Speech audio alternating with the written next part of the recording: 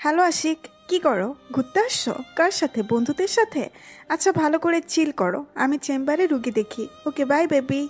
আমি মনে মনে ভাবছি কে হতে পারে, বন্ধুর সাথে তো এভাবে কথা বলে না কেউ। লাস্টে বেবি বলাতে আমার সব ক্লিয়ার হয়ে যায়। ডক্টরের বয়ফ্রেন্ড, এটাই ছিল আমার কপালে। অনেকদিন পর একটা মেয়ে পছন্দ হলো, তারও নাকি বয়ফ্রেন্ড আছে। কে ছিল? বয়ফ্রেন্ড? ও। রাগ করছেন? রাগ করবো কেন? কেন জানি আমার চোখ দিয়ে পানি চলে আসছে। এ কি, তুমি কাঁদছো? না না, কই না তো। ডক্টরের মুখ থেকে তুমি শুনে কলিজায় গিয়ে আঘাত লাগলো। বেশি মাথা ব্যথা করছে? হুম, কষ্টের কথা না বলার জন্য মিথ্যে বললাম। কিছুদিন ধরে শরীরটা তেমন একটা ভালো যাচ্ছে না, তাই ভাবলাম ডাক্তার দেখানো দরকার। অনেক ধাক্কা থেকে করে একটা সিরিয়াল পেলাম, টিকিট 300 টাকা। সেজন্য মানুষও অনেক। শুনেছিলাম এই ডাক্তার নাকি অনেক ভালো, আবার উনি নাকি সপ্তাহে একদিন আসে এখানে। তাই সময় করে চলে আসলাম। অনেকক্ষণ পর আমার সিরিয়াল আসলো। আমি ডক্টরের চেম্বারে ঢুকলাম। ঢুকে দেখি মাঝবয়সী এক মেয়ে, বয়স 25 থেকে 26 হবে, আর আমার 23। আমার থেকে 2-3 বছরের বড় হবে। বিয়ের কথা বলতে পারি না, হলেও হতে পারে। ডক্টর একটা বেগুনি রঙের বোরকা পরেছে, আর সাথে গোলাপি রঙের স্কার্ফ। নিকাব নেই। ডক্টর অসম্ভব সুন্দরী। আরেকটা জিনিস তার সৌন্দর্যে বৃদ্ধি করেছে, সেটা হলো তার চোখে চশমা, বোরখার উপরে সাদা অ্যাপ্রন। আমি ঢুকে সালাম দিলাম, আসসালামু আলাইকুম। বসেন, বলেন কি সমস্যা? আমার মাথা ব্যথা করে। কেমন মাথা ব্যথা? মাথা কি প্রচণ্ড ব্যথা করে? বমি আসে? না, শরীরের তাপমাত্রা ঠিক থাকে, কিন্তু প্রচণ্ড মাথা ব্যথা করে। তাপমাত্রা ঠিক? আপনি কি করে বুঝলেন? আমি ওই সামনের মেসে থাকি, সাথে আমার ফ্রেন্ড থাকে। মাথা ব্যথা উঠলে তার হাতে চেক করাই তাপমাত্রা ঠিক আছে কিনা। তার মানে আপনি আনম্যারিজ? হুম। কি থেকে আপনার মাথা ব্যথা ওঠে?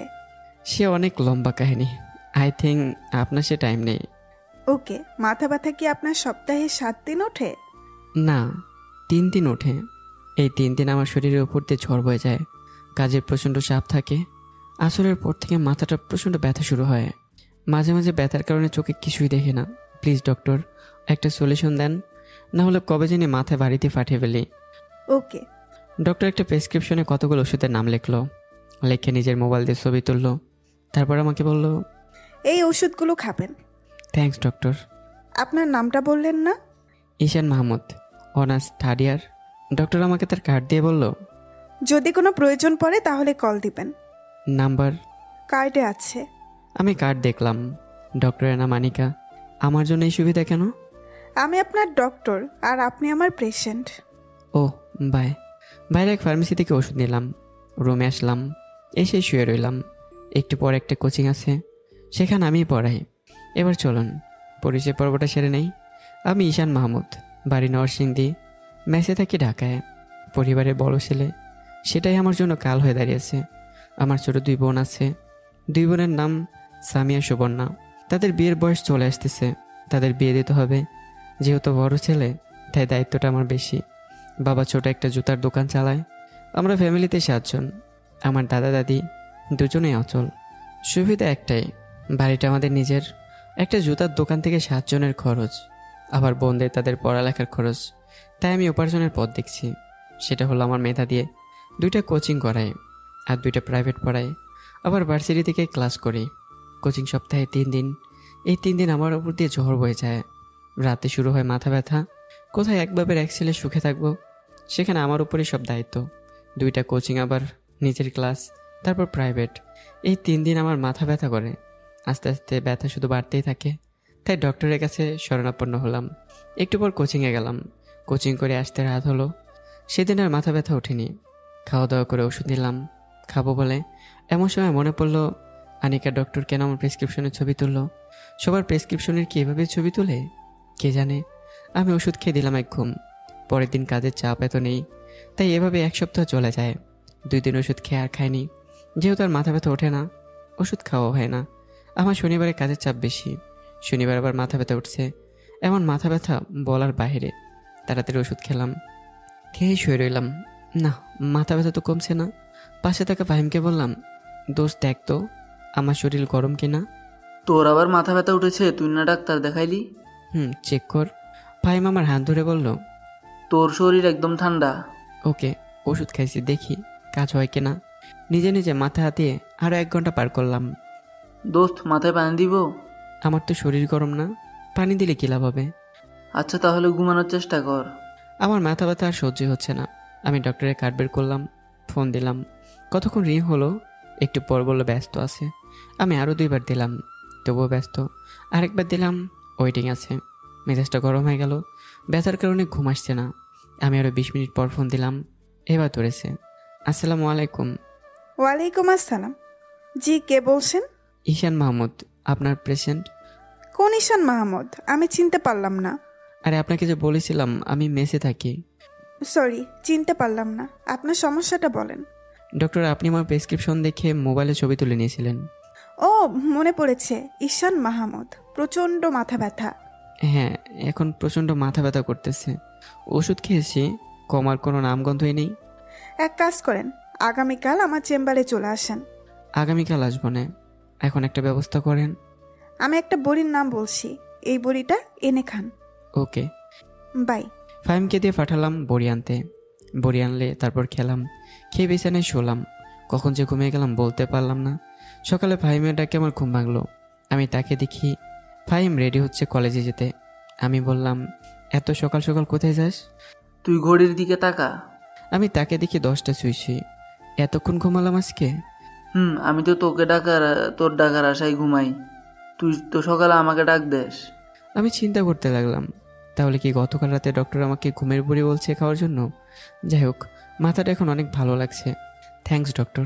আরেকটা কথা, সেটা আমার মাথায় ঘুরপাক খাচ্ছে। ডক্টর আমার প্রেসক্রিপশনের ছবি তুললো কেন?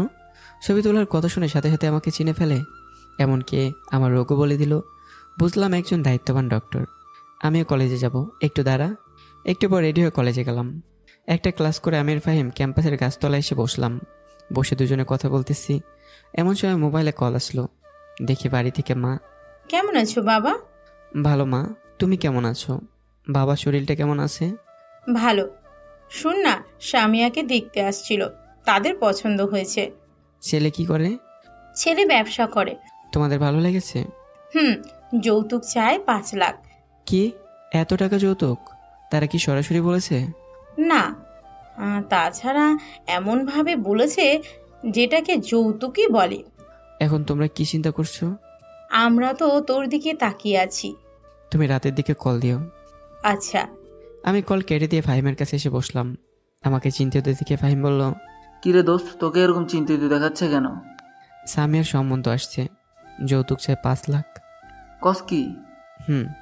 থাক দোস্ত, টেনশন করিস না, সব ঠিক হয়ে যাবে। হ্যাঁ, বাসায় যাবি? আমার একটা প্রাইভেট আছে। না, আমি একটু লাইব্রেরিতে যাব। ওকে, আমি যাই। আমি এটা বাসার উদ্দেশ্যে রওনা দিলাম। মনে মনে ভাবছি, কী যে করি। 5 লাখ টাকা যৌতুক। সন্ধ্যাবেলা মার কাছে কী বলবো? আমার কাছে তো এত টাকা নেই। 3 বছর আগে ঢাকায় আসছিলাম। এই 3 বছরে অনেক খেটে খুটে 4-5 লাখ টাকা জমাইছি। কী যে করি। বাসায় আসলাম, এসে রেডি হয়ে গেলাম প্রাইভেটে। নিয়ত প্রাইভেট শেষ করে যাব ডক্টরের চেম্বারে। প্রাইভেট শেষ করে গেলাম ডাক্তারের চেম্বারে। গিয়ে দেখি এমন ভিড়। সিরিয়াল নিতে গেলাম। চেম্বারে ঢুকলেই 500। আমি গিয়ে পিএসকে বললাম সিরিয়াল দিতে। পিএস বলল, সিরিয়াল শেষ। সিরিয়াল শেষ মানে?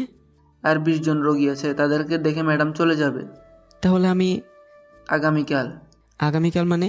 আরে ভাই, একটা সিরিয়াল দেন, ম্যাডাম আমাকে চিনে। কিন্তু আমি তো চিনি না। ধুর ভাই, আপনার ভিতর কোনো মানবতা বলতে কিচ্ছু নাই। ভাই, দিলে পরের দিন আমার চাকরি শেষ। আপনার চাকরি শেষ হবে কেন? আমি একদিন এরকম দয়া করে একজনকে ম্যাডামের কথায় সিরিয়ালের বাইরে দিয়েছিলাম।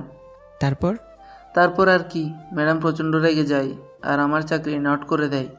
পরে অনেক মিনতি করে চাকরি আবার ঠিক করি। শুনেন, ম্যাডাম প্রচণ্ড জেদি, কোনো ভুল হলেই রেগে যায়। তাই আমাদের সাবধানে থাকতে হয়। সেজন্যই ভাই, আমি এত বড় রিস্ক নিতে পারবো না। ইটস ওকে, আগে বুঝে বলবেন না? এই বলে আমি সেখান থেকে চলে আসলাম। আবার ভাবতে লাগলাম, কি করা যায়। আগামীকাল আবার আসবো? আগামীকাল আসা সম্ভব নয়, কারণ আগামীকাল কোচিং আছে। যা করার আজকে করতে হবে। ফোন দেব না, যদি রেগে যায়। এখন একটা উপায়, সেটা হলো অপেক্ষা করা। চেম্বার থেকে বের হওয়ার সময় ধরতে হবে। কেন জানি মনে হচ্ছে ডক্টর আমাকে একটু বেশি কেয়ার করে। কেয়ারের পেছনে কি অন্য কোনো কারণ আছে? থাকলে ভালো, কারণ ডক্টরকে প্রথম দেখাতে আমি ক্রাশ খেয়েছি। এক জায়গায় বসে অপেক্ষা করতে লাগলাম। 1 জন 2 জন করে এভাবে 10 থেকে 12 জন চলে গেছে। আমার অসহ্য লাগতেছে, মনে হচ্ছে আরও 2 ঘন্টা লাগবে। আমি আর অপেক্ষা করতেই পারছি না। আসরের সময় হয়ে আসছে, ভাবলাম চলে যাব। না না, কোনোভাবে হার মানব না। অপেক্ষা করতে লাগলাম। মনে হচ্ছে পৃথিবীর সবচেয়ে কঠিন কাজ হচ্ছে অপেক্ষা করা। এদিকে ঘুমও পাচ্ছে।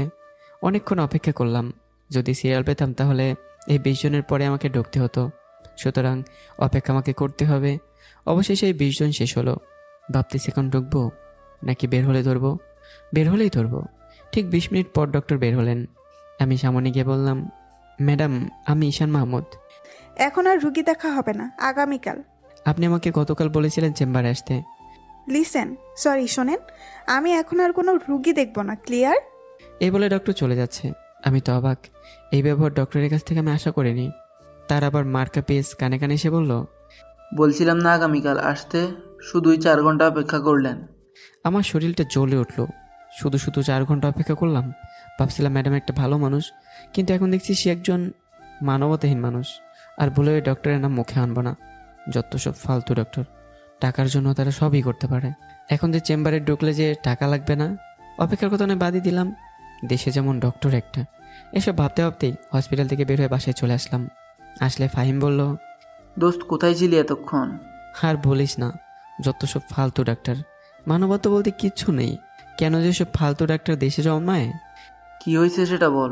আমি ফাহিমকে ডক্টরের কাছে যাওয়া পর্যন্ত অপেক্ষা করা থেকে শেষ অবধি সবই বললাম। এসব শুনে ফাহিম কতক্ষণ ডক্টরকে বকলো। আমি আর জীবনে ওই ডক্টরের নাম মুখে আনবো না। ঠিক আছে, দেশে গিয়ে ডাক্তার একটা নাকি? আমি আর ফাহিম কতক্ষণ বকে শরীরে জিদ মিটালাম। আসলে আমি একটা বোকা। বোকা না হলে কি 4 ঘন্টা বসে থাকতাম? একটু পর বাবার কাছে ফোন দিলাম। কেমন আছেন আব্বা? ভালো, তুই কেমন আছো? ভালো। সকালবেলা মার সাথে কথা বলেছি। আপনি কি বলেন? আমি তোর মায়ের সাথে একমত। ছেলের বলে কোন কোম্পানির সাথে শেয়ার আছে, তোর মা আর বোন বাড়ি দেখেছে, তাদের পছন্দ হয়েছে। আপনি জানেন এখানে খরচ একটু বেশি হয়। আর 5 লাখ টাকা যৌতুক আমাদের জন্য অনেক বেশি হয়ে যায় না? কি করণ যাইব? এখন তুই কত দিতে পারবি? আমি 1 লাখ দিতে পারবো। বাকিগুলা? আমি এর চেয়ে বেশি দিতে পারবো না। এতদিন আমি গাধার মতো খেটে করে যেতটুকু জমাইছি সেতটুকুও দিয়ে দিচ্ছি। না পারলে ক্ষেত বিক্রি করেন। আর যৌতুক তো পরে দিলেও চলবে।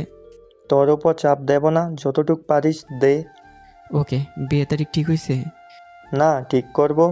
বিয়ের তারিখ ঠিক করে আমাকে জানিয়েন। ওকে, রাখি। কল রেখে দিয়ে চিন্তা করতে লাগলাম, যাক, মনটা এখন হালকা লাগছে। একটা উপায় তো বের হলো। বেশি অসুবিধা হলে 1 লাখের জায়গায় 1.5 লাখ দিবনি। এখন আমার একটা প্রয়োজন ঘুম। ওষুধ খাই, ডক্টরের কথা মনে হলে গা চলে। আমি দিলাম এক ঘুম। মাত্র চোখটা লাগলো, কে যেন কল দিল।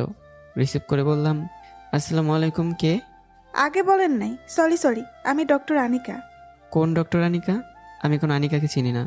আমি আপনার ডক্টর। শোনেন, আমি কোনো ডাক্তার দেখাইনি, আর আপনাকে আমি চিনি না। বললাম তো সরি। আমি অবাক। ডক্টর আমাকে ফোন দিয়েছে, আবার আমাকে বলে সরি। ভাবতে অবাক লাগছে। আচ্ছা, আপনি কি আমাকে চিনেননি? না। এত তাড়াতাড়ি ভুলে গেলেন? রাতের না বললাম আমি ঈশান মাহমুদ, মাথা ব্যথা।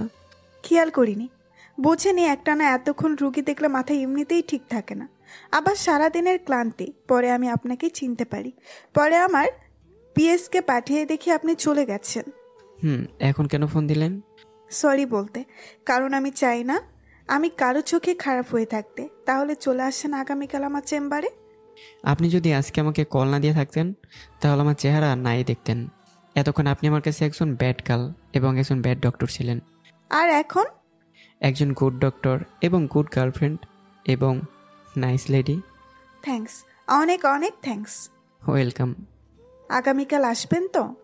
দেখি, আগামীকাল কাজের চাপ অনেক বেশি। বলেন আসবেন, আমি ওয়েট করব। ওকে, আসবো। কয়টার সময়? 5টার দিকে। সন্ধ্যার সময় আপনি না চলে যান? আগামীকাল একটা মিটিং আছে। ওকে, বাই। এই বলে কলটা কেটে দিলাম। আর দিলাম একটা ঘুম। সকালে ঘুম থেকে উঠি, কোচিংয়ে গেলাম। কোচিং শেষে গেলাম কলেজে। এভাবে সারাদিনের কাজের চাপেই শেষ। 5টার দিকে বাসায় এসে বিছানায় শরীরটা লাগালাম। কী যে ভালো লাগছে।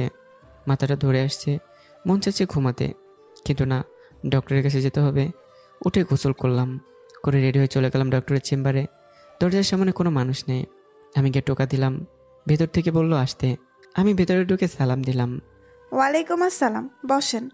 থ্যাঙ্কস। আজ ডক্টর একটা খয়েরি রঙের বোরখা আর সাদা কালার ওড়না দিয়ে স্কার্ট পরা। মেকআপ নেই। মন চাই শুধু তাকিয়ে থাকি। শরীর ঠিক আছে? না, মাথাটা কেমন জানি লাগছে, কেমন লাগছে? যেরকম সব সময় লাগে। তাহলে আমি আপনাকে নতুন কয়েকটি ওষুধের নাম লিখে দিচ্ছি, সেগুলো খাবেন। কিন্তু আগেরগুলো? আগেরগুলোও খাবেন, এগুলোও খাবেন। ওকে। যদি আপনার রোগ ভালো হয়ে যায় তাহলে আপনি কি করবেন? কি করব? আপনাকে মনে মনে অনেক ধন্যবাদ দেব। হুম আমি তো আপনার থেকে ছোট। হুম তাহলে আপনি আমাকে তুমি কিংবা তুই করে বলতে পারেন। বললে আপনি রাগ করবেন না তো? আচ্ছা, আপনি তো তাড়াতাড়ি ডক্টর হয়ে গেলেন, সত্যি অবিশ্বাস্য। থ্যাঙ্কস। ওয়েলকাম। আপনার ফেসবুক অ্যাকাউন্ট ঘেঁটে দেখলাম আপনার উপর অনেক মেয়ে ক্রাশ। কাউকে লাভ করেন না? না, এখনো সিঙ্গেল। এত সুন্দর একটা ছেলে তারপরেও সিঙ্গেল? আসলে মনের মতো কাউকে পাইনি। আর এভাবে 5-6টা লাভ করার চেয়ে এমনি ভালো না? একজনকে মন থেকে ভালোবাসবো যাকে, সারা জীবন আগলে রাখবো এই বুকের ভেতর। ঠিক বলছেন। আপনার সম্পর্কে কিছু বলেন। এমন সময় কে জানে ডক্টরের মোবাইলে ফোন দিল। হ্যালো আশিক, কি করো? ঘুরতে আসছো? কার সাথে? বন্ধুদের সাথে?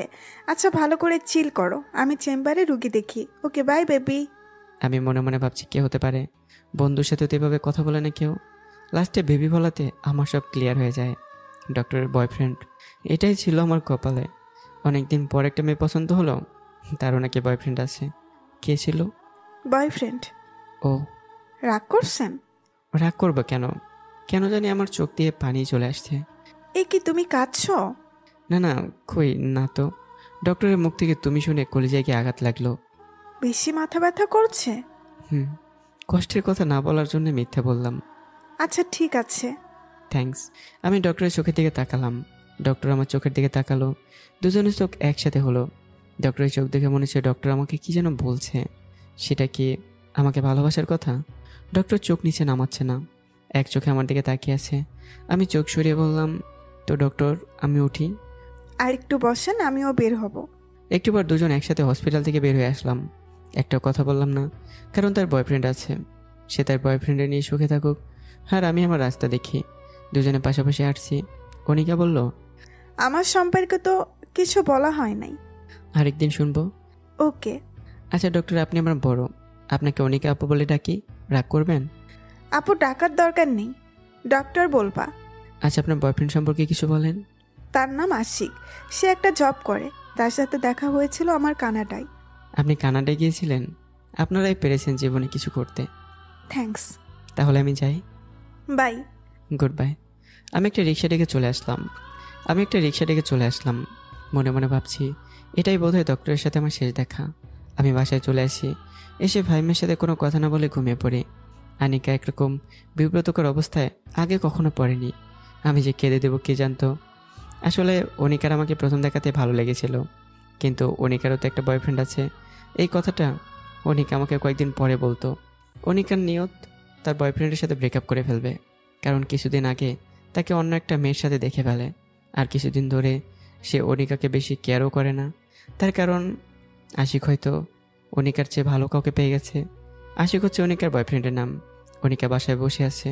আনিকারা 2 বোন, অনিকা বড়, বোনের নাম শারমিন।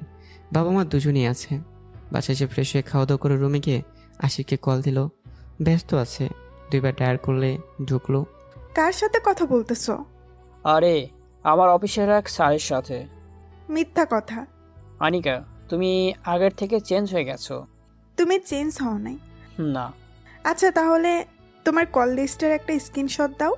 কোনো চালাকি করবা না, কল কাটবা না। কেন, তোমাকে আমার কল লিস্টের ছবি দিব? এই কথার দ্বারা বোঝা যায় তোমার ভেতরে সমস্যা আছে। তোমার সাথে কথা বলতে আমার ভালো লাগছে না। ভালো লাগবে কি করে? আমার থেকে ভালো কাউকে পেয়ে গেছো। বলল, শয়তান ফোন কেটে দিছে। ব্রেকআপ করে ফেলবে এনে করে দিছিস কেন? শারমিন ঢুকলো অনিকার রুমে। ঢুকে বলল, কাকে এভাবে গালি দিচ্ছ আপু? কাউকে না। দেখো তো আপু, এই দুজন থেকে তরে কাকে ভালো লাগে? অনিকা অনিচে থাকা শর্তেও তাকালো শারমিনের মোবাইলে। দেখে যে আমার আর একটা অপরিচিত ছেলের ছবি। আনিকা বলল, তুই এই ছবি কোথা থেকে পেয়েছিস? তুই চিনিস? হুম। তুই কি করে চিনলি? আগে তুই বল। সে হলো ঈশান মাহমুদ, আমাদের কলেজে 3rd ইয়ারে পড়ে। অধিকাংশ মেয়েদের ক্রাশ, কিন্তু সে আবালের মতো সারাদিন কাজ করে, কোনো মেয়েদের পাত্তাই দেয় না। তোর ক্রাশ? না, দেখ তার হাবাগোবা বন্ধুটার ওপর ক্রাশ খাওয়া আমি। দে তোর মোবাইলটা দে। এই বলে আনিকা শারমিনের হাত থেকে মোবাইলটা নিয়ে ছবিটা ভালো করে দেখতে লাগলো আর বলল, ঈশান মাহমুদের উপর যতগুলো মেয়ে ক্রাশ খেয়েছে তার একটা লিস্ট আমাকে দিবি। কেন, তুইও ক্রাশ খেয়েছোস? তাহলে আশিক ভাই? সে আমার পেশেন্ট। অনিচ্ছাকৃতভাবেই আনিকা শারমিনের মোবাইলে ছবিগুলো দেখতেছে। একটা ছবির উপর আনিকার চোখ আটকে যায়। এই ছবির মধ্যে এটা কে? তুই দেখে ফেলছোস? মানে? কয়েকদিন আগে আমরা কয়েকজন ফ্রেন্ড মিলে গিয়েছিলাম একটা রেস্টুরেন্টে। সেই রেস্টুরেন্টে আশিক ভাই আর একটা মেয়ে বসে ডেট করছিল। সুযোগ বুঝে এই ছবিটা আমি তুলে রাখছিলাম, ভাবছিলাম তোরে দেখাবো, কিন্তু পরে ভাবলাম যদি তুই কষ্ট পাস, সেজন্য আর দেখাইনি। ঠিক আছে, আমি জানতাম সে তলে তলে আরেকটা মেয়ের সাথে ডেট করে। তুই এই ছবিটা আমাকে দে, তার সাথে এখনই ব্রেকআপ করব। তারপর কি ঈশানের সাথে প্রেম করবি? চুপ বেয়াদব, গিয়ে পড়তে বস। উপকার করলেও দোষ। এই বলে শারমিন চলে গেল। আনিকা ছবিটা আশিকের কাছে টেক্সট করলো, তারপর ফোন দিল। মেয়েটা কে? কে এটা? আমি জানি না। তোরে আমি কত ভালোবাসতাম, আর তুই কিনা আমারে ভালোবাসার এই ফল দিলি। আরে তুই তো একটা বুইরা বেটি, আর তুই আমার টাইম দিস? তুই তো থাকোস তোর কাজ নিয়া। আর ছবির মধ্যে যে মেয়েটা দেখছোস, জানোস তার বয়স কত? 19, মাত্র 19। তোর মতো বুড়ো না। আনিকা আশিকের মুখ থেকে এসব কথা শুনে অবাক হয়ে যায় আর কাঁদতে থাকে। তুই ঠিকই বলছস, আমি বুড়ো। যা, তোর সাথে ব্রেকআপ। তুই এই শাস্তি একদিন না একদিন পাবি। এই বলে ফোন কেটে দেয় আর কাঁদতে কাঁদতে সারা রাত কাটিয়ে দেয়। আমি সকালে ঘুম থেকে উঠলাম। আমি আমার জীবনের সাথে যুদ্ধে লেগে গেলাম। আমার শুধু ডক্টরের কথাই মনে পড়ে। পরক্ষণে আবার মনে পড়ে, আরে ডক্টরের না বয়ফ্রেন্ড আছে। এভাবে একটা সপ্তাহ চলে যায়। ডক্টরের ওষুধগুলো নিয়মমাফিক খাওয়ার ফলে আর মাথা ব্যথা ওঠে নাই। আমি বোধহয় ডাক্তারের কথা জীবনে বলতে পারবো না। বাড়ি থেকে ফোন আসলো, সামিয়ার বিয়ের তারিখ ঠিক হয়েছে, আর এক সপ্তাহ পরে বিয়ে। আমি ফাহিমকে নিয়ে চলে গেলাম বাড়িতে। বিশেষ করে ঢাকা আসতে 15 দিন লেগেছে। ফাহিম আগে চলে এসছে। পরে শেষমেশ আমার কাছ থেকে 1.5 লাখ টাকাই দিতে হলো। যৌতুক পুরোটা দেওয়া হয়নি, জানি পরে আমাকেই দিতে হবে। আমার সামনে পরীক্ষা আসতেছে, সকল কিছু ঠিক রেখে পরীক্ষার পড়া পড়তে হবে। আমি ছাত্র হিসেবে এত খারাপ না। পরীক্ষা দিলাম, পরীক্ষা খুব ভালো হলো, রেজাল্ট ভালোই আসলো। এখন একটা কোচিংয়ে প্রাইভেট পড়াই, একটা প্রাইভেট ফাহিমকে দেই। আমার রেজাল্ট ভালো দেখে ফার্স্ট ইয়ারের কয়েকটা ছেলে মেয়ে এসে বলল প্রাইভেট পড়াতে। আমি অনেক না করি, কিন্তু কে শোনে কার কথা। শেষ পর্যন্ত আমি রাজি হতে হলো। পরদিন থেকে তাদের কোচিং করাই। এভাবে 2 মাসের মতো চলে যায়। মাথা ব্যথা যেহেতু ওঠে না, ওষুধ খাওয়া আরও আগে ছেড়ে দিয়েছি। ওষুধ দেখলে ডক্টরের কথা মনে পড়ে যায়। ওষুধ দেখা হয় না, অনেকের কথা মনেও পড়ে না। ফার্স্ট ইয়ারের যে ব্যাচটা আমি পড়াই, সেখানে একটা মেয়ে আমাকে কি যেন বলবে। আমি পড়া ছাড়া অন্য কোনো টপিক নিয়ে কথা বলি না, সেরকম কোনো চান্সই দেয় না। একদিন তাদের পড়িয়ে চলে যাচ্ছে, এমন সময় এই ব্যাচের সবথেকে সুন্দরী মেয়েটা আমাকে ডাক দিল। আমি কয়েকদিন ধরে লক্ষ্য করছি মেয়েটার চেহারার সাথে ডক্টরের অনেকটা মিল আছে। তাহলে সে কি ডক্টরের ছোট বোন? কাছে আসলে বললাম, কি বলবো বলো? কিছু না। তাহলে ডাক দিছো কেন? আমি গেলাম। প্লিজ যাবে না, আপনার বন্ধু ফাহিম। ফাহিমকে কি করেছে? আমি বুঝতে পারছি শারমিন অনেক ভয় পাচ্ছে। তার নাম্বারটা একটু দেবেন? আমি কেন দিতে যাব তার নাম্বার? প্লিজ দেন না, প্লিজ প্লিজ। নাম্বার দিয়ে কি করবা? সেটাও বলতে হবে? হুম। তাকে কল দিয়ে বলবো তাকে আমি ভালোবাসি, তাই না? হুম। দেখো, আমি তোমাকে একটা কথা বলি, এসব প্রেম ভালোবাসা বাদ দিয়ে পড়ালেখায় মনোযোগ দাও। দিবেন না আগেই বলতেন, কেন এতক্ষণ ঘোরালেন? ধুর, আমি গেলাম। এই বলে চলে যাচ্ছে। আমি কি যেন ভেবে শারমিনকে ডাক দিলাম। আসলে বললাম, তোমরা কয় ভাই বোন? শারমিনের মুখে বাঁকা হাসি ফুটে উঠল। বলল, দেখছেন মানুষকে কিভাবে প্রয়োজন পড়ে? দেখছি। এখন বলো, তোমরা কয় ভাই বোন? আপনার সব প্রশ্নের উত্তর দেব, আগে আমাকে ফাহিমের নাম্বার দিয়ে নেন। আমি ভাবছি নাম্বার দিব নাকি দেব না। ফাহিম বেচারা একবার ছাকা খেয়ে আর প্রেমের নামই নেয় না। আর শারমিনও তো অনেক সুন্দরী, দিয়েই দে নাম্বার। ওঠান। Thank you. নাম্বার উঠালে আমি বললাম, এবার আমার প্রশ্নের উত্তর দাও। কি? কতবার বলবো, তোমরা কয় ভাই বোন? আসতে বলেন, না হলে কিন্তু চলে যাব। ওকে বলেন। মনে মনে ভাবছি, কি মেয়ের পাল্লায় পড়লাম রে বাবা। আমরা 2 বোন, ভাই নাই। বোন কি তোমার বড়? হুম। কি করে? আমি এত প্রশ্নের উত্তর দিতে পারবো না, গেলাম। কোথায় যাও বলে যাও।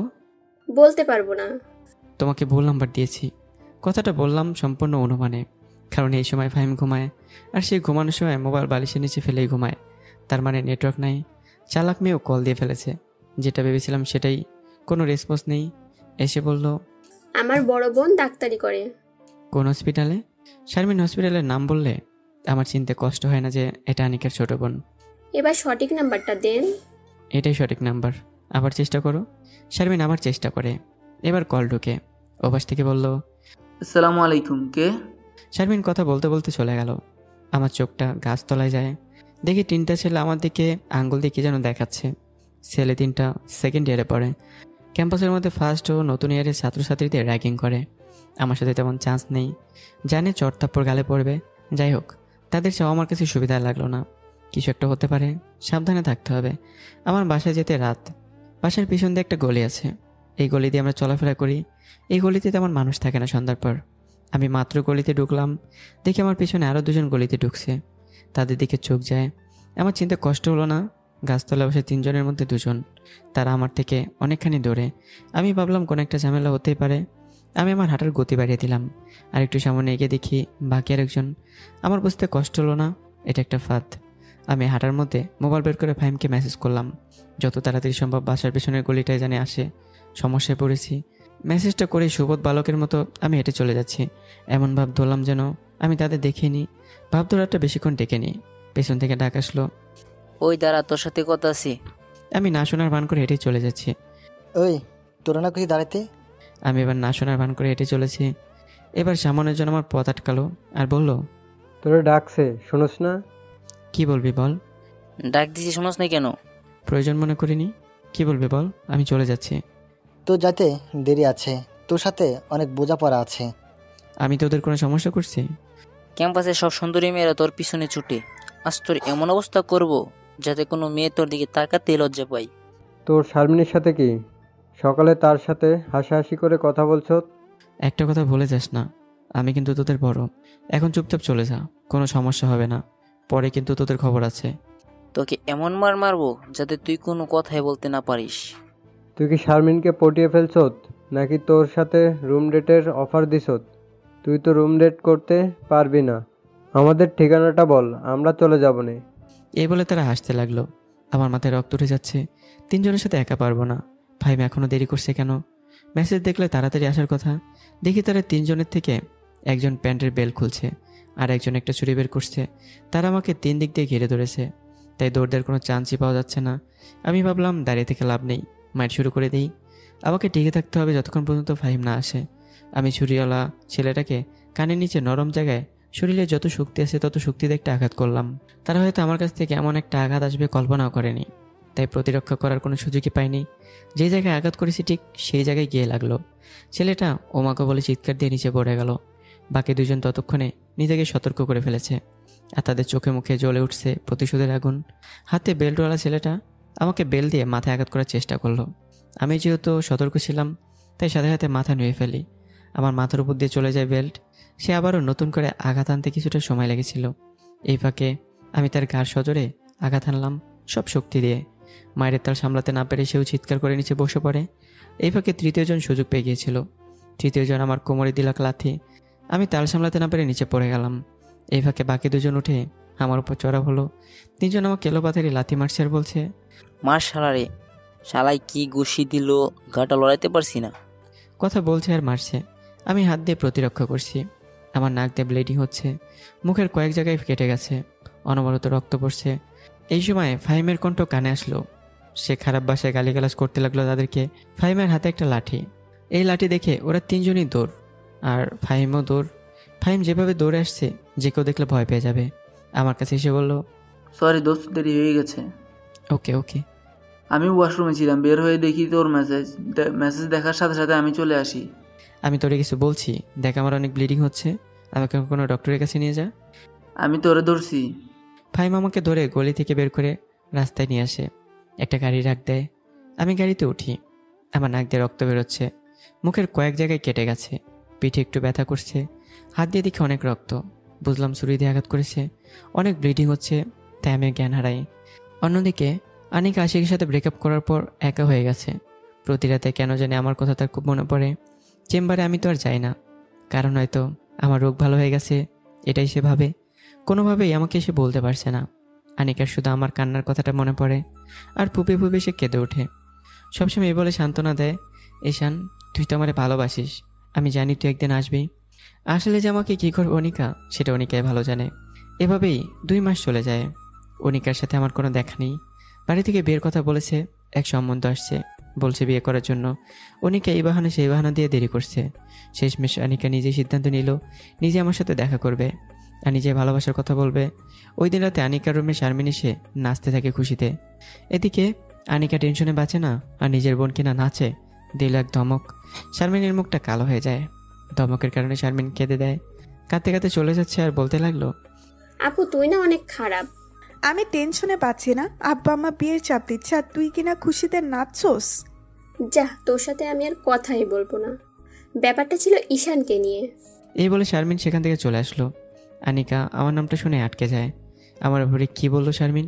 পরক্ষণে মনে পড়লো শারমিনের, যে আরে আমি আর শারমিন একই কলেজে পড়ি, নিশ্চয়ই কিছু একটা হয়েছে। শারমিন যেহেতু খুশিতে নেচেছে, তাহলে নিশ্চয়ই ভালো খবর।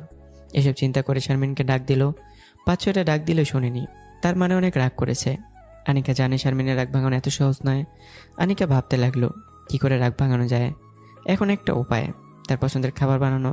আনিকা যতটুকু মনে পড়ে, শারমিনের পছন্দের খাবার হলো পিৎজা। কিছু করার নেই, পিৎজার অর্ডার দিয়ে দিল। পিৎজা আসলে পিৎজা নিয়ে আনিকা শারমিনের রুমে গেল। গিয়ে দেখে শারমিন শুয়ে আছে। আনিকা গিয়ে শারমিনের সাথে মজা শুরু করলো। ওরে আমার গুলুগুলো আপুটা রাগ করছে। কোথায় রাগ করছে, গালে নাকি মুখে? দেখ তোর জন্য কি আনছি। যা, তোর সাথে আর আমার কোনো কথাই নেই। ওকে, তাহলে পিৎজাটা আমি একাই খাই। কি, তুই পিৎজা আনছোস? হুম। দে আপু দে। তোর রাগ ভাঙছে? হুম।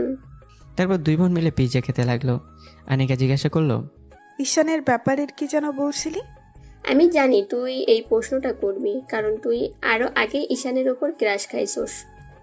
খাইছি, এখন বল। শারমিন আমার কাছে প্রাইভেট পড়া। সকালের সব কথা আনিকাকে বলল শারমিন। এক পর্যায়ে আনিকার মুখ উজ্জ্বল হয়ে যায়, কারণ আমি কারো প্রেমে পড়িনি। আর শারমিনের বোনের সম্পর্কে অনেক কিছু জিজ্ঞেস করে বুঝতে পারলো এখনও আনিকাকে আমি ভালোবাসি। তার মানে সে আমার কাছে আসলে আমি হতাশ করবো না তাকে। খুশিতে আনিকা শারমিনকে নিয়ে নাচতে থাকে। আনিকা ফাহিমের কথা শুনে বলে, আগে পড়াশোনায় মনোযোগ দে, প্রেম ভালোবাসা পরেও করতে পারবি।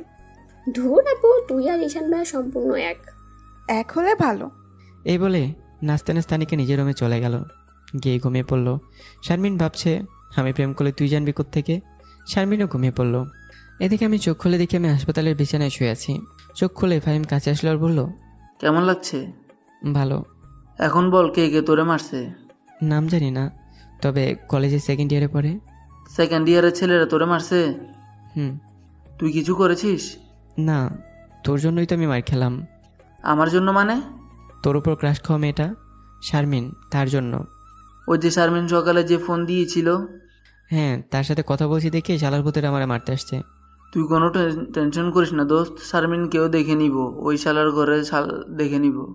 এক নার্স এসে বলল, আপনাদেরকে বেড ছেড়ে দিতে হবে। কেন? কারণ এখানে অন্য রোগী আসবে। কেন? আমরা তো সিটের ভাড়া দিব। তাহলে উপরতলায় উন্নত মানের বেডে যান। একদিনের ভাড়া 10,000 টাকা। মানে কিছু না, আপনাদের এই বেড ছেড়ে দিতে হবে। ওকে ফাইম, আমি ঠিক আছি, ছেড়ে দিচ্ছি। আপনার ব্যবহার ভালো লাগলো না। কি করবেন, যত সব ফালতু কোথা থেকে আসে এগুলো হসপিটালে, ছোট লোকের বাচ্চা। ফাইমের এমনিতেই মাথা গরম, একে আমাকে মারছে, তারপরে নার্সের এই কথা শুনে রাগ উঠে যায়। ফাইম কোনো কিছু চিন্তা না করেই গ্যাসে চট দিতে। আমার এক হাত খালি আছিল, আমি সেই হাত দিয়ে ফাইমকে বাইরে নিয়ে আসি আর বললাম, এই নার্সকে পরে দেখে নেব। তুই আমার ধরলি কেন? চট দিয়ে সব দাঁতগুলো ফেলে দিতাম। দেখ বিল কত হয়েছে, আমি এখানে বসি। এতক্ষণ আমার হসপিটালটা ভালো করে দেখা হয়নি। হসপিটালের এদিক ওদিক তাকিয়ে আমার চোখ বড় বড় হয়ে যায়। আরে এ তো আনিকা যে হসপিটালে কাজ করে, এটাই তো সেই হসপিটাল। এই করিডোর পার হলেই তো আনিকা বসে যেই চেম্বার, সেই চেম্বার। এত কাছে বসে আছে আমার ভালোবাসা, মন যাচ্ছে উড়াল দিয়ে চলে যেতাম তার কাছে। কিন্তু গেলে কি লাভ, তার তো বয়ফ্রেন্ড আছে। আচ্ছা গেলে তো অসুবিধা নেই, কেন জানি মন চাচ্ছে আনিকাকে এক নজর দেখতে। সম্ভবত ভালোবাসি সে কারণে। ফাহিম এসে বলল, দোস্ত বিল 10,000 টাকা। এত টাকা? কি করলো? একটু পিঠে সেলাই করলো আর মুখে ওয়াশ করে ব্যান্ডেজ বেঁধে দিল, সামান্য কাজে এত টাকা হয় কি করে? আমি একই প্রশ্ন করেছিলাম, তারা বলে যে ইঞ্জেকশনগুলো দিয়েছে সেগুলো অনেক দামি। ঠিক আছে, দেখি কি করা যায়। তুই এক কাজ কর, যে নার্স আমার সাথে খারাপ ব্যবহার করেছে তার নামটা জেনে। তুই দাঁড়া, তানহা, নার্সের তানহা। তানহা নামটা সুন্দর, কিন্তু একটা ডাইনি। আমি এক জায়গায় যাব, তুই আমাকে হেল্প কর। কোথায় যাবি? আমাকে ধর, তোকে বলি। আমি যে মাথা ব্যথার ডক্টর দেখাইছিলাম সে ডক্টরের চেম্বার একটু সামনে, তার কাছেই যাচ্ছি। কিন্তু তার কাছে গিয়ে কি লাভ হবে? জানি কোনো লাভ হবে না, আর এই ডক্টরকে আমি 2 মাস আগে ভালোবেসেছিলাম। এত কাছে যেহেতু, তাই এক নজর দেখে আসি। ওকে, যা। আর শোন, এই ডক্টরের বোনের নাম শারমিন। কি কস? ওই দেখ ডক্টরের চেম্বার, আমি যাই। কতক্ষণ লাগবে? জানি না। এই বলে আমি অনিকার চেম্বারের সামনে চলে আসি। তার ওই পিএস এসে বলল, এখন কোনো রোগী দেখা হবে না। ম্যাডামকে বলে নিশান মাহমুদ আসছে। পিএস ভিতরে চলে যায়। একটু পর ফিরে এসে বলল ভিতরে যেতে। আমি ভিতরে ঢুকলাম, দেখি ডক্টর উল্টা দিকে চেয়ার ঘুরিয়ে বসে আছে। আমাকে মুখ দেখাবেন না, যেটার জন্য এত কষ্ট করে আমি এখানে আসলাম? দেখবেন না? তাহলে ভিতরে আসতে বললেন কেন? আমি চলে যাচ্ছি। এই বলে বসা থেকে উঠলাম। দেখি ডক্টর তার চশমাটা রেখে সোজা হেঁটে আমার কাছে চলে এসে কোনো কথা না বলে আমার মাথায় ধরে জোরে তার নরম গোলাপি ঠোঁটটা আমার ঠোঁটে লাগিয়ে দেয়। আমি এর জন্য প্রস্তুত ছিলাম না। 30 সেকেন্ড পর ছেড়ে দিল। সে চোখ বন্ধ করে রাখছে। এটা কি ছিল জানি না। এবার আমি তার পিছনের কোমরে হাত রেখে টান দিয়ে আমার একবারে কাছে এনে আমি নতুন করে আমার ঠোঁটটা ঠোঁটে লাগিয়ে দিই। এবার আমরা দুজনেই একে অন্যের ঠোঁটের স্বাদ উপভোগ করলাম টানা 2 মিনিট। আমি আস্তে আস্তে তার কোমর ছেড়ে দেই। ডক্টর আস্তে আস্তে নর্মাল হয়ে আমার কাছ থেকে একটু সরে চোখ খুলে একটা মুচকে হাসি দেয়। এত ভালোবাসে, এত আকাঙ্ক্ষা, এসব এতদিন কোথায় রেখেছিলাম জানি না। আমি আস্তে আস্তে চেয়ারে বসি। ডক্টর এখন পুরোপুরি শরীরে তাকায়। তাকে তো অবাক হয়ে যায় আর বলে, এসব কি তোমার শরীরে? কি করে হয়েছে এগুলো? এত উত্তেজিত হওয়ার কোনো কারণ নেই, আমি ঠিক আছি। কোথায় তুমি ঠিক? পিঠে ব্যান্ডেজ, মাথায় ব্যান্ডেজ, হাতে ব্যান্ডেজ। আনিকা উঠে এসে আমার শরীর দেখতে লাগলো। দেখে বলল, তোমাকে মনে হয় 3-4 জন মিলে গণধোলাই দিছে। কি করে হলো এসব? খুলে বলো। আমি আনিকাকে রাতের ঘটনা, হাসপাতালে আসা এবং সবশেষে নার্সের কথাটা বললাম। নার্সের কথা শুনে আনিকা রেগে যায়। তুমি একটু বসো, আমি সব ঠিক করে দিয়ে আসি। একটু পর আনিকা এসে বলল, সব ঠিক আছে, তোমাকে কিছু ঔষধ লিখে দিচ্ছি, সেগুলো খাইবা আর পুরো 2 সপ্তাহ রেস্টে থাকবা। এতদিন রেস্টে থাকতে পারবো না। কেন? শোনো, আমি 2টা কোচিং, একটা প্রাইভেট পড়াই। আমি যদি 2 সপ্তাহ এসব বন্ধ রাখি তাহলে আমার অনেক ক্ষতি হয়ে যাবে। কি ক্ষতি? আমি এখানে মেসে থাকি। মেসের ভাড়া, খাওয়া, আর আমাদের ফ্যামিলি মেম্বার 6 জন। আব্বার একটা ছোট জুতার দোকান, সেটা দিয়ে চলে না। তাই আমি এখানেও গাধার মতো কেটে কুটে কিছু টাকা ইনকাম করে বাড়িতে পাঠাই। এখন যদি 2 সপ্তাহ এসব বন্ধ রাখি তাহলে কি অবস্থা হবে? আনিকা উঠে আমার কাছে এসে বসলো আর আমার হাত ধরে বলল, ঈশান, তোমার সমস্যা আমার সমস্যা। আমি তোমাকে ভালোবাসি, তুমি বাসো না? বাসি, কিন্তু কিন্তু কি? তোমার একটা বয়ফ্রেন্ড আছে। তার সাথে তো আমি 2 মাস আগে ব্রেকআপ করছি। ও, খুব ভালো। আমি তোমাকে খুব ভালোবাসি। আমি জানতাম তুমি আমাকে অনেক ভালোবাসো। হুম। তুমি কোনো টেনশন করো না, তুমি 2 সপ্তাহ রেস্ট নাও, দেখবে সব ঠিক হয়ে যাবে। তুমি বলছো? আচ্ছা, তুমি তো বললা তোমাকে 3 জন মারলো, কেন মারলো সেটা তো বললে না? তোমার বোন শারমিনের কারণে। অবশ্য তার এখানে কোনো দোষ নেই। তার সাথে সকালে কথা বলছিলাম, সেটা 3 জন ভালো চোখে নেয়নি। শারমিন এখানে জড়িয়ে আছে, তার খবর আছে। মোবাইল বের করলো ফোন করার জন্য। ওকে, তোমার মোবাইলটা দাও। তাকে ফোন দিবা না, তার এখানে কোনো দোষ নেই। এখন কি করবা? গতকাল রাতে ভেঙে গেছে। ফাহিমকে দিয়ে নতুন মোবাইল কিনবো। জানো আমার এখন কি মন চাচ্ছে? কি মন চাচ্ছে? এখানে তোমার সাথে বসে সারাদিন কথা বলতে। আমারও মন চাচ্ছে। চলো, তোমাকে বাসায় দিয়ে আসি। তুমি যাবা? চলো তাহলে। আর শোনো, তোমার আর কোনো বিল দিতে হবে না। আমি উঠে আস্তে আস্তে বের হচ্ছি। এমন সময় আবার আনিকা আমাকে পিছন থেকে জড়িয়ে ধরে। আমি তোমাকে অনেক ভালোবাসি ঈশান, তুমি আমাকে ছেড়ে চলে যাবে না, কখনো। আমি জানতাম। এবার ছাড়ো, ব্যথা লাগছে। তুমি বাইরে গিয়ে একটু দাঁড়াও, আমি আসছি। ওকে। এ বলে আনিকা আমাকে ছেড়ে দেয়। আমি বাইরে বেরিয়ে আসি ফাহিমের কাছে। ফাহিম আমাকে ভালো করে দেখছে। কি দেখছিস এরকম ভাবে? দেখছি তুই ঠিক আছিস কিনা। ঠিক আছে মানে? তুই এতক্ষণ ডক্টরের চেম্বারে কি করে থাকলি? কেন, কি হয়েছে? আর বলিস না, তুই ভিতরে যাওয়ার পর ডক্টর বেরিয়ে এসে নার্সকে ডেকে আনলো, এনে দিল এক ধমক যে কেউ ভয় পেয়ে যাবে। তারপর আমাকে ডাকলো এবং আমার কাছে মাফ চাওয়ালো। পরে রিসেপশনে গিয়ে কি যেন বললো, তারপর আবার চেম্বারে ঢুকে গেল। এতক্ষণ পুরো হসপিটাল নিস্তব্ধ ছিল। ডক্টর অনেক জেদি, কিন্তু তার এরকম করা ঠিক হয়নি। বিল দিতে হবে না। না, ডক্টর আমাদের সাথে বাসায় যাবে। এই ডক্টর? না দোস্ত, তোরা দুজন প্রেম করস? হ্যাঁ। আল্লাহ জানে তুই এই মেয়ের কেমনে কন্ট্রোল করবি। ওই দেখ সে আসছে, চুপ। আনিকা এসে বলল, তাহলে চলো। আনিকা মুখে মেকআপ ছাড়া এসেছে। এটা দেখে কেন জানি আমার একটু ভালো লাগলো না। চলো। নিচে গিয়ে দেখি আনিকার পার্সোনাল গাড়ি আছে, গাড়ির ড্রাইভার একজন ইয়ং বয়সের ছেলে। এটাও দেখে আমার ভালো লাগলো না। যাই হোক, গাড়িতে বসলাম। আমার পাশে আনিকা বসলো। এতক্ষণ হাঁটার পর আমার অনেক ক্লান্তি ধরে বসলো। আমি গাড়ির সিটে বসে মাথাটা এলে দিলাম। আমি গাড়ির মধ্যে ঘুমিয়ে গেলাম। চোখ খুলে দেখে আনিকা আমাকে ডাকছে। ফাহিম বলল, দোস্ত বাসায় চলে এসেছি। নামার সময় আনিকা আমাকে হেল্প করলো। আস্তে আস্তে হেঁটে রুমে গেলাম, গিয়ে বিছানায় শুলাম। আমার পাশে আনিকা বসলো। আমাদের দিকে ফাহিম বাইরে চলে যায়। এটা তোমার জন্য। কি? মোবাইল। তোমাকে কে বলেছে মোবাইল কিনতে? কেউ না। তাহলে কেন কিনলে? ভালোবাসি বলে। এখানে আমার আর কিছু বলার নেই। আনিকা আমাকে ভালোবাসি বলে কিনে দিল, এখানে ফিরে দেওয়ার কোনো মানে হয় না। ঠিক আছে। আর শোনো, আমি তোমাকে ওষুধ খাওয়ার সময় হলে কল দিব। তোমার এত কষ্ট করতে হবে না, তুমি বলে যাও। না, আমি তোমাকে কল দিব। তোমার এত কষ্ট করতে হবে না, তুমি নাকি যাও। ওকে। আমি আনিকার স্কার্ফ ধরে নেকাবের মতো করে বললাম, তোমাকে নেকাব অবস্থাতেই বেশি সুন্দর লাগে। সত্যি? আনিকা সুন্দর করে নেকাব পরে। এবার ঠিক আছে। তাহলে আমি যাই। যাও। এবার আনিকা চলে যায়। আনিকা চলে গেলে ফাহিম এসে বলল, সব ঠিকঠাক তো? এখন বল, 3 ছেলেরে কি করবি? তুই আগামীকাল গিয়ে 3টারে খুঁজে বের করবি, তারপর কলেজের ডিপিরে সব বলবি, দেখ তারা কি করে। আর আগামীকাল গিয়ে ফার্স্ট ইয়ারের যে ব্যাচটা আমি পড়াই তাদের বলবি 2 সপ্তাহ তাদের বন্ধ। অথবা শারমিন ফোন দিলে শারমিনকে বলতে বলিস। ওকে। আমার সব ক্লান্তি এসে ঘিরে ধরলো। আমি দিলাম এক ঘুমে বিকাল উঠে ফ্রেশ হয়ে খাওয়া দাওয়া করলাম, করে আনিকার কাছে কল দিলাম। সাথে সাথে রিসিভ করে বলল, ঘুম হয়েছে? আনিকা ওষুধের নাম বলল, সেগুলো খেয়ে নিলাম। এভাবে প্রতিদিন আনিকা টাইম টু টাইম আমায় কল দিয়ে ওষুধ খাওয়াতো। একদিন কি একবেলা মিস হয়নি। আনিকার প্রতি আমার ভালোবাসা বাড়তেই থাকলো। টাইম টু টাইম ওষুধ খাওয়ার পরও 10 দিন আমি সম্পূর্ণ সুস্থ হয়ে গেলাম। এই কয়েকদিনে আনিকা আমার কাছে 5 বার এসে দেখা করে গেছে। আমি আবার আগের মতো কোচিং প্রাইভেট পড়াতে শুরু করলাম। আমাকে যে মারলো ছেলেগুলো, তাদের বিচার হয়েছে। ডিপিরে বলার পর ডিপি চড়থাপ্পড় দিয়ে মিলাই দেয়। এতে আমার শরীরে রাগ কমলো না, ফাহিমেরও না।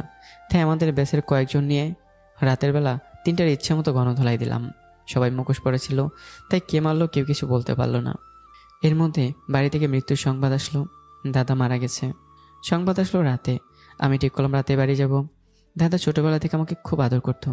দাদার মৃত্যু সংবাদ শুনে আমার ভিতর থেকে কান্না চলে আসে। আমি আনিকাকে কল দিলাম, আসসালামু আলাইকুম, কি করো? কিছু না, শুয়ে আছি। আমার দাদা মারা গেছে, আমি গ্রামের বাড়ি যাচ্ছি। ইন্না লিল্লাহ ওয়া ইন্না ইলাইহি রাজিউন। কেঁদো না, মানুষকে তো একদিন মরতেই হবে। তুমি এখন কোথায় আছো? বাসায় রেডি হচ্ছি, ফাহিম যাবে আমার সাথে। তুমি একটু ওয়েট করো, আমি আসছি। তোমার আশা লাগবে না, আমি তোমাকে পরে ফোন দেব। ঈশান, তুমি একটু দাঁড়াও, আমি আসছি। এই বলে আনিকা ফোন কেটে দিল।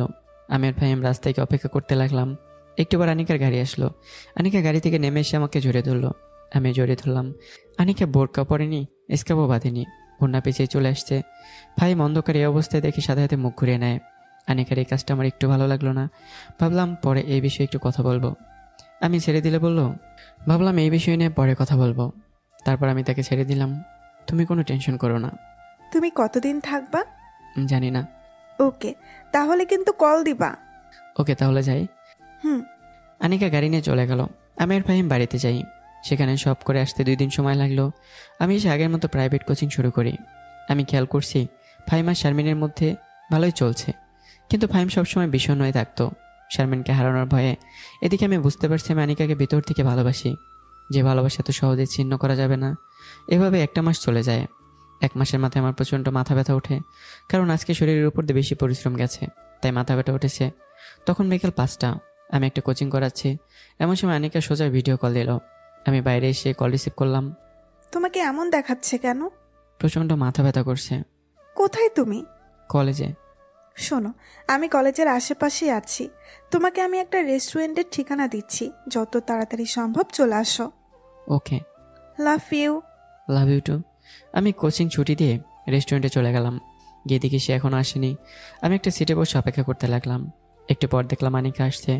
আমার আনিকাকে দেখে রাগ উঠে যায়, কারণ আনিকার মুখে নেই কোনো মেকআপ আর টাইট একটা বোরখা পরেছে, যা দেখে আমার পুরো মেজাজ গরম হয়ে যায়। নিজেকে কন্ট্রোল করে হাসি মুখ নিয়ে বললাম, আসছো তুমি? তোমার কি আগের সমস্যা? আমি টেবিলে মাথা দিয়ে মাথা নিচু করে বসে রইলাম। তার সাথে কথা বলতে ভালো লাগছে না। সে অন্তত মেকআপটা নিয়ে আসতো। তোমাকে সিটি স্ক্যান করাতে হবে। এ বলে আনিকা আমার মাথাটা হাতিয়ে দিচ্ছে। আমার খুব ভালো লাগছে। এভাবে 10 মিনিট মাথা হাতিয়ে দিল। আমার এখন অনেক ভালো লাগছে। আমি ইচ্ছে করে প্রশংসা করলাম না, কারণ সে আমার কথা শুনেনি। ভালো লাগছে। আনিকা ওই পাশ থেকে উঠে আমার পাশে বসলো। পাশে বসে আমার মাথা হাতিয়ে দিচ্ছে। এভাবে আরও 10 মিনিট মাথা হাতিয়ে দিল। আমি মাথা উঠালাম। মাথা ব্যথা অনেকটা কমে গেছে। দাও আর একটু, মাথাটা হাতিয়ে দেই, ভালো লাগবে। না, আপাতত চলবে। ওকে। আসলে মাথা ব্যথা অনেকটা কমে গেছে, তাই প্রশংসা না করে আর পারলামই না। বের পর কিন্তু কিছু করো না করো, এভাবে মাথা কিন্তু হাতিয়ে দিতেই হবে। আমার মাথা বানানো ভালো লাগে। থ্যাঙ্কস। আমাকে কোনো সময় থ্যাঙ্কস দিবা না। দরকার হলে বকা দিবা, তবুও থ্যাঙ্কস দিবা না। ওকে। শোনো, একটা কফি খাও, ভালো লাগবে। ওকে। আনিকা, তুমি কিন্তু আমার একটা কথা মানোনি। কি কথা? এত তাড়াতাড়ি ভুলে গেলে? কাজে ব্যস্ত থাকি তো, মিস্টেক হতেই পারে। নেকাব? ওহ, মনেই থাকে না। আর সাথে সাথে নেকাব লাগিয়ে ফেললো। ঠিক আছে, সাথে তোমার আরও 2টা কাজ করতে হবে। কি কি? তোমাকে আরও লুজ বোরকা পড়তে হবে, আর তোমার ড্রাইভারকে বাদ দিতে হবে। মেয়ে ড্রাইভার দেখো পাও কিনা। ওকে, দেখা যাক। মুখটা কালো করে বলল। তুমি রাগ করছো? না। দেখো, আমি তোমাকে ভালোবাসি। আমি চাই তুমি আর আমি একসাথে সারা জীবন থাকি, আমার স্বপ্নের মতো করে তোমাকে সাজাতে। এখন যদি তুমি আমাকে সে সুযোগ না দাও, তাহলে তো হচ্ছে না। আনিকা ব্যাগ থেকে একটা বড়ি বের করলো, দিয়ে বলল, এখন বাসায় গিয়ে কিছু খেয়ে এটা খাবে। ওকে। তুমি চলে যাচ্ছ? আর একটু বসো, কফি তো খাওয়া হলো না। তুমি খাও, আমি গেলাম। এই বলে অনিকা চলে গেল। আমি কফির অর্ডার দিলাম। কফি খেয়ে আমি বাসায় চলে আসি। বড়ি খেয়ে ঘুমিয়ে পড়লাম। আনিকা বুঝতে পারছে আমাকে ছাড়া অনিকার জীবন অচল। আমাকে আনিকা ভিতর থেকে ভালোবেসে ফেলেছে। ও আশিকের ক্ষেত্রে এরকম ছিল, কিন্তু আমার প্রতি যেমন অনুভূতি তেমন ছিল না। আনিকা ইচ্ছে করে আমার সাথে এমন করছে, কারণ আনিকা আমাকে পরীক্ষা করছে। আনিকা যুক্তিটা এভাবে দিয়েছে যে সে যদি তাকে ভালোবাসে, আমি যদি তাকে ভালোবাসি, তাহলে আমি কখনো চাইবো না যে সে পর্দা না করুক, কখনো চাইবো না অন্য কোনো ছেলের সাথে ঘুরুক। আমি চাইবো সবসময় যেন সে আমার কথা শুনে চলে, আমাকে ভালোবাসে। এখন যদি সে আমার কথা না শুনে, তাহলে তো আমি রাগ করব। হে রাগ করার মানেই আমি তাকে ভিতর থেকে ভালোবাসি। এখন যদি আমি রাগ না করি, তার মানে আমার মন থেকে অনিকা উঠে যাচ্ছে। আমি মনে মনে ভাবলাম, আনিকা থাকুক আনিকার মতো, আর আমি তাকে আমার মতো। তারপর আস্তে আস্তে কয়েকদিন যাওয়ার পর দুজনের সম্পর্ক খারাপ হতে যাবে। আর আমি যদি আনিকাকে মন থেকে ভালোবাসি, তাহলে যতই কষ্ট হোক না কেন নিজের কাছে আগলে রাখবো। এখন যদি নিজেকে কঠোর হতে হয়, তাহলে সেটা আমি করব। এভাবে আনিকা যুক্তি দিল আমাকে পরীক্ষা করার জন্য, কারণ আনিকা চায় না আশিকের মতো আমাকে হারাতে। আমার সামনে গেলে আনিকা ইচ্ছে করে নেকআপ খুলে যায়। অন্য যে কোনো সময় আনিকা নেকআপ পরে থাকে। আর আনিকা নতুন ড্রাইভার দেখে ফেলেছে, আর কয়েকটা লুজ বোরখাও যেগুলো আমার ভালো লাগে সেগুলো কিনে রাখছে। আনিকা বিকেলে আমার কাছ থেকে এসে রুমে বসে আছে। এমন সময় শারমিন আনিকাকে পিছন থেকে জড়িয়ে ধরে। আনিকা বলে, তোর কি হয়েছে? এত খুশি লাগতেছে কেন? ফাহিম না আমাকে ভালোবাসে। তুই কেমন করে বুঝলি ফাহিম তোকে ভালোবাসে? তার কথাবার্তা, আচার আচরণ আর সবসময় আমাকে কেয়ার করে। ভালো, তাহলে বিয়ে দিয়ে দেই। দিয়ে দে, না করছে কে? সত্যি? দাঁড়া, তোরে দেখাচ্ছি মজা। এই বলে আনিকা জোরে জোরে মামা বলে ডাকতে লাগলো। শারমিন আনিকার মুখে হাত দিয়ে ধরলো। শারমিন মুখ ছেড়ে দেয়। আনিকা বলল, আপু ডাকিস না মাকে, ডাকিস না। ওকে আর ডাকবো না, এখন মুখ ছাড়। দোয়া কর আগে ঈশানের সাথে আমার বিয়ে হোক, তারপর তুই যাকে বলবি তার সাথেই তোর বিয়ে দিব। সত্যি? এমন সময় আনিকার মা ঘরে প্রবেশ করলো। প্রবেশ করে বলল, শারমিন তুই একটু ঘরে যা তো, অনামিকার সাথে আমার কথা আছে। আমি শুনি। না, ঘরে যা। শারমিন চলে যায়। মা তুই কি বিয়ে করবি না? করব। তাহলে তুই কিছু বলছিস না কেন? কি বলতাম? দেখ তোর জন্য এখন অনেক সম্বন্ধ আসছে, আর কয়েকদিন পর কি এমন সম্বন্ধ আসবে। দেখ মা, সামনের শুক্রবার তোকে দেখতে আসবে, না করিস না। কিন্তু মা, আমার একজন পছন্দের মানুষ আছে। তাহলে তো সেটা খুশির খবর। ছেলেটা কে? শারমিনের কলেজের 3rd ইয়ারে পড়ে। তাহলে ছেলেটাকে একদিন বাড়িতে নিয়ে আস। ওকে মা। আনিকার মা চলে যায়।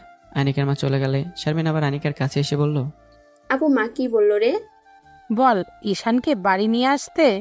তাহলে আপু তোদের বিয়ে হচ্ছে? না রে, এখনো বলতে পারি না। দোয়া করো যাতে বিয়েটা হয়ে যায়। ঈশানের বাড়ি থেকে কি হ্যাঁ বলেছে? তুই কি তার বাবা মার সাথে দেখা করছোস? না, এই বিষয়ে তার সাথে কথা বলবো। আপু তুই আমার একটা উপকার করবি? কি উপকার? তুই ঈশান ভাইকে জিজ্ঞেস করবি ফাহিম আমাকে মন থেকে ভালোবাসে কিনা। ওকে জিজ্ঞেস করব না। তাহলে আমি যাই। ওকে যা। আনিকা শুয়ে শুয়ে ভাবছে, আমি এখনো কল দিচ্ছি না কেন? প্রতিদিন তো এই সময় কল দিই, তাহলে কি আমি রাগ করলাম? এত তাড়াতাড়ি রাগ করার তো কথা না। আনিকা নিজেই কল দিল, কিন্তু আমি কল ধরলাম না। 3বার কল দেওয়ার পর ধরলাম। ফোন ওঠাতে দেরি হলো কেন? তুমি যে বড়ি দিয়েছিলে সেটা খেয়ে ঘুমিয়ে গেছিলাম। এত তাড়াতাড়ি? হুম। আগামীকাল তো আমরা দুজন অবসর। চলো না আমরা দুজন ঘুরতে যাই। কোথায়? কাল দেখা করলে জায়গা সিলেক্ট করব। ওকে। তাহলে আগামীকাল সকালে দেখা হচ্ছে। ওকে, এখন রাখি, অনেক ঘুম পাচ্ছে। Love you. এবার আনিকা ফোন রেখে দিল। আনিকা ভাবছে কোনো ভুল করছে না তো সে। আনিকা আবার আগের মতো টাইট বোরখা নিকাব না পরে আমার পাশে যাবে এবং দেখবে আমার প্রতিক্রিয়া কি আসে। এদিকে আমি সকালে ঘুমতে করতে অনেক দেরি করি। ওরে দেখি ফাহিম ওয়াশরুমে। আনিকা রাতে জানি কি বলেছিল মনে নেই, মনে পড়েছে কোথায় জানি ঘুরতে যাবে। কয়টায় যাবে দূর, একটু পর এমনিতেই ফোন দেবনি। ফাহিম ওয়াশরুম থেকে আসলে আমি বললাম, দোস্ত শারমিনের সাথে কেমন চলছে? রাতে কি স্বপ্নে শারমিনকে দেখতেছস? ঘুম থেকে উঠে শারমিনের কথা জিজ্ঞেস করতেছস? আরে না। ভালো, এখন কেমন জানি তোর জন্য একটা মায়া কাজ করে, মন চাই খালি তোর মুখটা দেখতে ইচ্ছে করে। এটাই ভালোবাসা। বাড়ি থেকে না বিয়ের জন্য বলছে, কি করব? শারমিনের কথা বলে দে, কিন্তু এখন না। দেখ ফাহিম, আনিকের বয়স কিন্তু বেশি, আগে তার বিয়ে হোক তারপর। বুঝছি, ওকে। শোন, শারমিন মেয়েটা কিন্তু অনেক ভালো, তাকে এবার আগেরটার মতো হারিয়ে ফেলিস না। যদি চলে যাই? যতটা সম্ভব তাকে বেশি সময় দিবি। ওকে। আমার মোবাইলে কল আসলো, দেখি বাড়ি থেকে ফোন দিল। হ্যালো মা, কেমন আছো? ভালো, তুই কেমন আছস? ভালো। তোর জন্য একটা খুশির খবর আছে। কি খুশির খবর? তোকে না মেয়ের বাড়ি থেকে দেখতে আসছে। মানে? মানে হলো তোর বাবার বন্ধু যে আবুল ভাই, তার একমাত্র মেয়ে তোকে পছন্দ করেছে।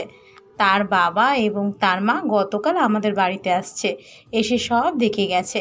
তাদের তোকে পছন্দ হয়েছে এবং বাড়িঘরও। আর তোর বাপের আর আমার মেয়েকে অনেক ভালো লেগেছে। আমার মাথায় যেন আকাশ ভেঙে পড়লো। মা এসব কী বলছে? না না, এ মেয়েকে চিনি না জানি না, বিয়ে ঠিক করে ফেলেছে। আর এদিকে আনিকাকে নিয়ে ঘর সংসার করার স্বপ্ন দেখছি। দেখো মা, তোমায় আমি পরিষ্কার বলে দেই, আমার ঢাকায় একজন মেয়ে পছন্দ আছে, আর বিয়ে করলে আমি তাকেই করব। কিন্তু আমাকে তো বললি না। এই যে এখন বললাম। তোর বাপ যে বলেছে বিয়ে দিলে ওকে এই মেয়ের সাথেই বিয়ে দিবে। সেটা বাবার চিন্তা ভাবনা। আর কিছুদিন পর আমি বললে তোমরা ঢাকা এসে মেয়েকে দেখে যাবে, বিয়ের দিন তারিখ ঠিক করে যাবে। তাহলে কি এই মেয়েকে না করে দেব? ডিরেক্ট না করে দাও। আর একটু চিন্তা ভাবনা করে দেখ, মেয়ের বাবা স্বেচ্ছায় 5 লাখ টাকা যৌতুক দিতে রাজি হয়ে আছে। যৌতুক টৌতুক আমি বুঝি না, না করে দাও। এই বলে ফোন কেটে দিলাম। আমি ভাবছি অন্য চিন্তা। আগামীকালকে আনিকার ব্যবহার এরকম যদি প্রতিদিন হয় তাহলে হবে না, না হলে নাই। আনিকাকে ভালোবাসি, আনিকাকে বিয়ে করব, দরকার হলে ওকে কিডন্যাপ করব। আমার এরকম রাগামাই দেখে ফাহিম বলল, দোস্ত কি হয়েছে, কোনো সমস্যা? আরে বাড়ি থেকে আমার জন্য মেয়ে রেডি করে রাখছে, তাই আমি না করলাম। আনিকাকে যদি তোর বাড়ি থেকে পছন্দ না করে? সেটা সমস্যা নাই, বিয়ে করবো আমি, ঘর সংসার করবো আমি, মা বাবার পছন্দ না হলে আমি কি করব? ওকে দোস্ত। এমন সময় ফাহিমের মোবাইলে কে যেন কল দিল। ফাহিম কথা বলার জন্য বেলকনিতে যায়। আমি অনিকাকে কল দিলাম, কল রিসিভ করলো। কি করো? আজকে না ঘুরতে যাব, রেডি হচ্ছি। কোথায় আসবো? আরে তোমার বাসার চৌরাস্তার মোড়ে যে রেস্টুরেন্ট আছে সেখানে আসো। ওকে। তাড়াতাড়ি এসো। ওকে। ফোন রেখে রেডি হয়ে গেলাম রেস্টুরেন্টে। গিয়ে দেখে আনিকা এসে বসে রইল। আনিকাকে দেখে আমার মেজাজ পুরো গরম হয়ে যায়। মুখে নেই নেকাব, টাইট বোরখা। আমি টেবিলে বসলাম। এবার রাগ কন্ট্রোল করতে পারলাম না। এসবের মানে কি আনিকা? কি ঈশান? তুমি বোঝো না? সত্যি আমি বুঝতে পারছি না। আর তুমি রেগে যাচ্ছ কেন?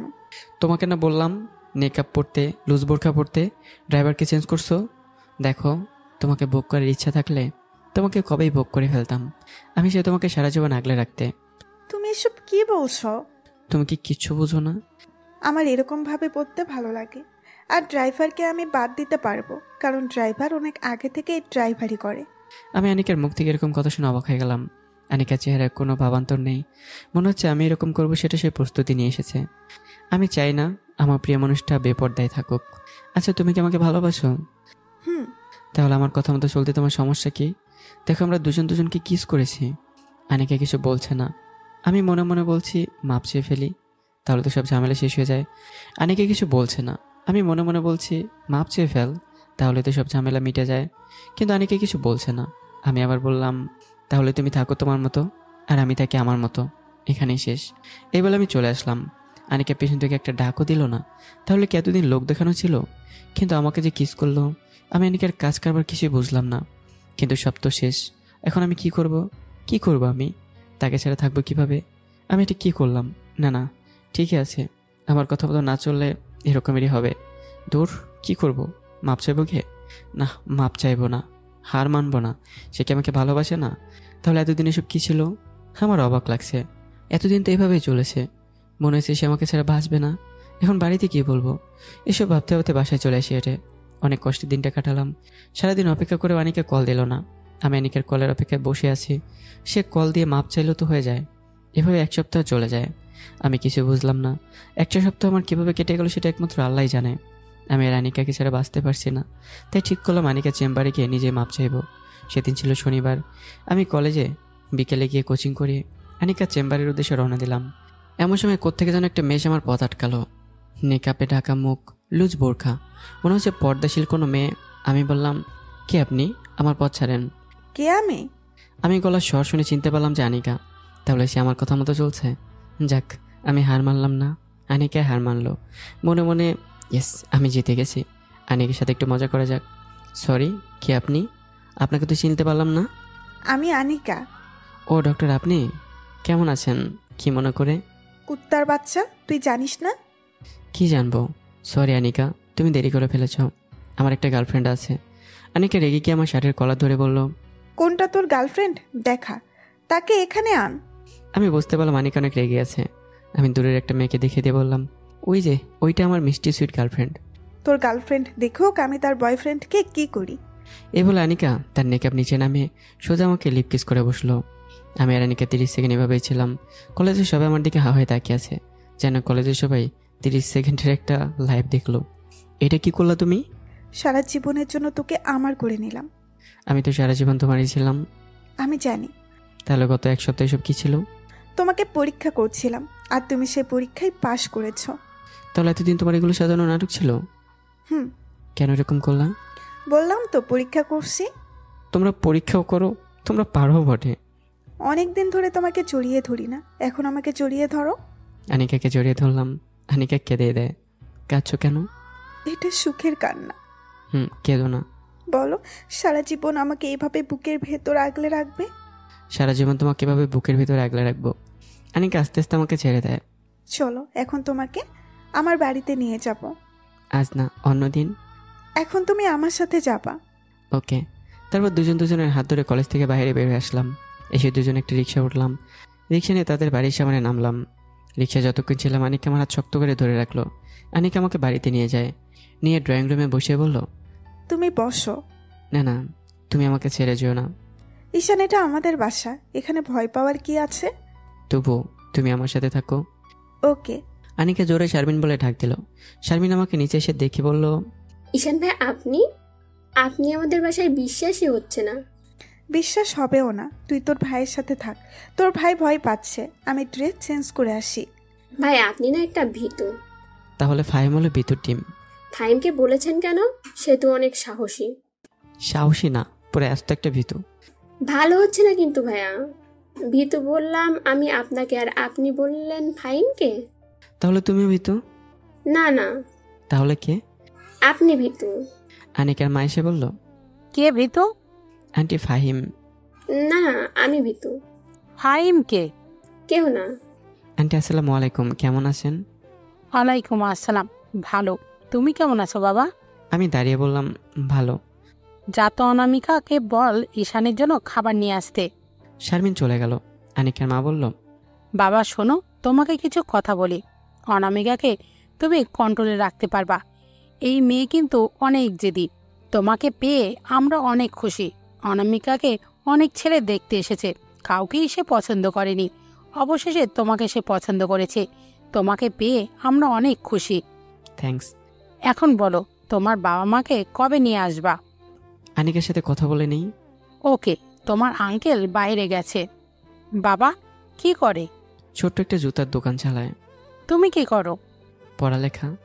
তুমি তাকে এখন বিয়ে করতে চাচ্ছ? সেটা আনিকার উপর নির্ভর করছে। এখন সে যখন বলে সে যদি এখন করবে তাহলে আমার সমস্যা নেই, আর যদি বলে আরও 2 বছর পর, সেটাও সমস্যা নেই। তোমার কথা আমার ভালো লাগলো। আনিকা খাবার নিয়ে আসলো। আনিকা নতুন কাপড় পরলো। সে যে কাপড় পরুক না কেন, আনিকাকে সুন্দর দেখায়। আনিকা আমার সামনে খাবার দিল। আনিকার মা বলল, তাহলে তারা দুজন সিদ্ধান্ত নেন কি করবি। ওকে, তুমি যাও, তোমাকে তো দারুণ সুন্দরী দেখাচ্ছে। সত্যিই তোমার এই ড্রেস ভালো লাগছে? তুমি যে ড্রেস পরো না কেন, সবই আমার কাছে ভালো লাগে। থ্যাঙ্কস বলবো, শুধু বলবো আমি তোমাকে ভালোবাসি। আমি জানি। এখন বলো, মার সাথে তোমার কি কথা হয়েছে? বলছে তোমাকে এখন বিয়ে করব না পরে। তুমি কি বলো? সেটা তোমার উপর নির্ভর করছে। দেখো, আমার এখনো কোনো স্থায়ী উপার্জনের পথ নেই। সেটা হতে আরও কমপক্ষে 2 থেকে 3 বছর লাগবে। তুমি যদি চাও তাহলে 3 বছর পরে বিয়ে করতে আমার কোনো অসুবিধা নেই। সেটা এখন তোমার উপর। আনিকে কিছু বলছে না, মনে হচ্ছে ভাবনায় ডুবে আছে। কিছুক্ষণ পর বলল, আচ্ছা শোনো, তুমি আমাকে এই 2 মাসের ভেতরে বিয়ে করবা। কিভাবে করবা জানি না। যদি বাড়ি থেকে রাজি না হয় তাহলে পালিয়ে বিয়ে করবা। সত্যি বলছো? তোমার কোনো কাজ করতে হবে না, তুমি শুধু আমার পাশে থাকবা। ওকে, এখন বলো কবে মা বাবাকে নিয়ে আসবো? আগামী সপ্তাহে নিয়ে আসো। ওকে, দেখা যাক। তাহলে আমি উঠি? আমার রুমটা দেখে যাও। না, আরেকদিন দেখবো। না না, এখন চলো। আনিকা আমার হাত ধরে টানতে টানতে তার রুমে নিয়ে গেল। আমি আনিকে রুম দেখে অবাক হয়ে যাই। রুম কি সুন্দর করে সাজানো, যেন এখানে কোনো রানী থাকে। তুমি তো আমার রানী। কিন্তু না, শারমিন এসব ফাঁস করে দিল। ভাই অবাক হবেন না, আপনি আসবেন দেখে আপু রুম পরিষ্কার করেছে। আপু যেভাবে থাকে আপনি দেখলে বমি করে দেবেন। ওয়াক্ত বলে দিল এক দৌড়। আমি আনিকার দিকে তাকালাম। আনিকা আমার দিকে তাকালো আর বলল, সারাদিন তো কাজে ব্যস্ত থাকি, তাই এত পরিষ্কার করতে পারি না। তুমি যে আমার জন্য এত কষ্ট করে রুম ঠিক করছো, এতে আমি খুশি। থ্যাঙ্কস। ওকে, তাহলে আমি যাই। আমি আনিকার মার সাথে দেখা করে বাসায় আসলাম। এসে বাড়িতে কল দিলাম। আসসালামু আলাইকুম, কেমন আছো মা? ভালো, তুই কেমন? ভালো। আগামী শুক্রবার তোমরা ঢাকায় আসো। তুই ওই মেয়েকেই বিয়ে করবি? হ্যাঁ। আচ্ছা, আমরা আসবো। ওকে, শুক্রবার দুপুরের দিকে আসবা। আচ্ছা। আমি ফোন কেটে দিলাম। এভাবে একটা সপ্তাহ চলে যায়। 1 সপ্তাহে আমার 3 বছরের ইনকাম হাতে আসলো। দেখি মাত্র 2.5 লাখ। একেবারে হতাশ হলাম। সব আমি আমার ফ্যামিলিকে দিলাম। যাই হোক, ফ্যামিলি মানে আমি, তাদের সুখ মানে আমার সুখ। এখন নিজের জন্য কিছুই নেই। হ্যাঁ রে কপাল, ফ্যামিলিকে না দিয়ে যদি সব আমার হাতে থাকতো তাহলে হয়তো 10 থেকে 15 লাখ টাকা থাকতোই। কেননা আমি গাধার মতো খাটছি আমার পরিবারের জন্যই। যাই হোক, তারা আমার মা বাবা। সেদিন ছিল শুক্রবার। দুপুরের দিকে তারা আসছে মা বাবা, ছোট বোন যেটার এখনো বিয়ে হয়নি, আর এক চাচা চাচিও আসছে। আমি তাদের আনিকার বাড়িতে নিয়ে গেলাম। এতক্ষণ মার বাবা আমাকে অনেক কথাই বলে তাদের পছন্দ করা মেয়েকে বিয়ে করতে, কিন্তু কে শোনে কার কথা। আনিকার বাবা মা এসে তাদের ভিতরে নিয়ে গেল। আমি আমার ছোট বোন সুবর্ণাকে নিয়ে আনিকার রুমে যাই। গিয়ে দেখি আনিকা আর শারমিন বসে আছে। আমি সুবর্ণার সাথে শারমিনকে আর আনিকাকে পরিচয় করে দিলাম। শারমিন আর সুবর্ণা সেম বয়সের। আমি বললাম, শারমিন তুমি সুবর্ণাকে বাড়িটা একটু দেখাও। ওকে সুবর্ণা, চলো।